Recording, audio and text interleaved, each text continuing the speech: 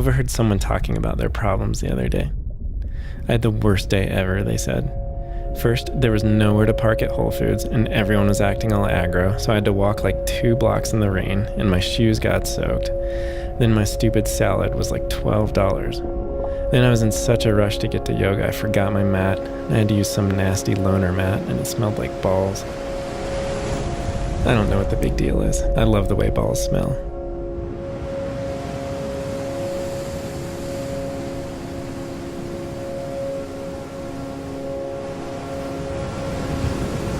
I'm pretty sure Ben knows I'm dying. I'm not sure if it's the cancer or something else, but he's been taking me to all the places we used to go to and checking on me a lot. The other day he asked me to let him know when I was ready to go. He said he didn't want me to suffer.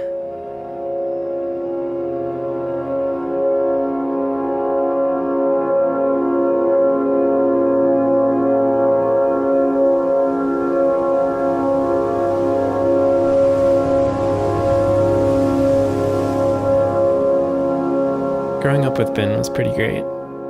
He made pictures for a living and didn't feel as comfortable in the city, so we traveled around a lot. He's what his hippie friends call a free spirit or something. We camped a lot. I'd pretend I was a giant stinky butterfly. I'd help Ben find girlfriends. We'd go shark fishing. We'd do yoga. I'd give him kisses. We'd hang out with famous people. We even went sailing in the desert once. Which brings me to a time in my life that I've always been a little self-conscious about. Of course, it's not my fault, but I became so handsome that it was impossible to ignore. When Ben started to notice, I had to start working for a living. Humiliating outfits became pretty standard. If you've ever been told to look cute, you know it's not as easy as it sounds. And you can't just fake special kisses in the studio. It won't look authentic. Oh man, those were the good old days for sure.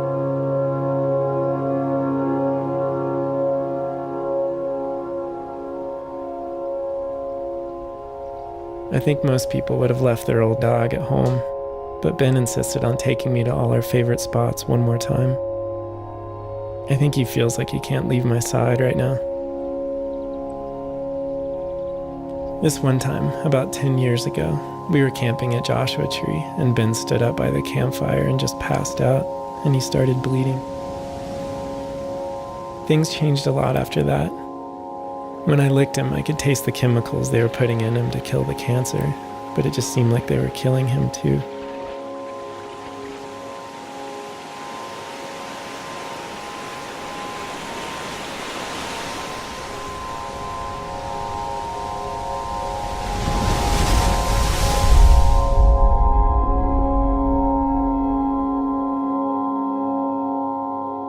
If anyone had tried to take me out of that hospital room, I would have bitten their face.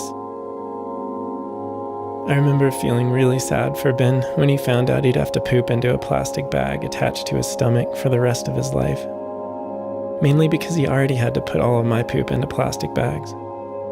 The worst, though, was when this letter came from the insurance company. One time I had the best dream ever. I dreamed I had rabies and snuck into the insurance company to share my rabies with as many people as I could before they shot me with a tranquilizer gun.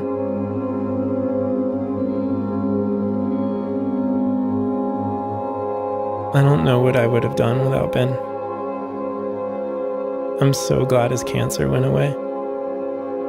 I'd be so scared right now if I was going through this without him.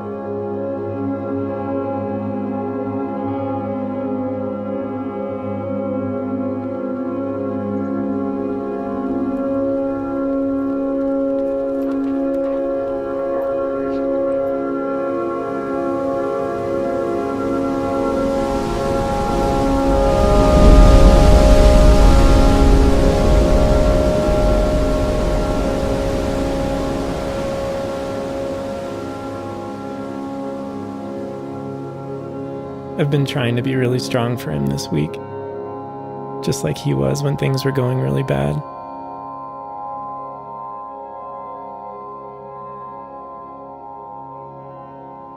My last night was really peaceful. I wasn't hungry anymore, so I let Ben know it was time, and he let me sleep on his chest all night.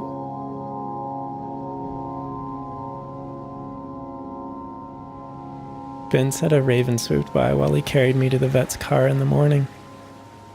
I'm sure his hippie friends had lots to say about that.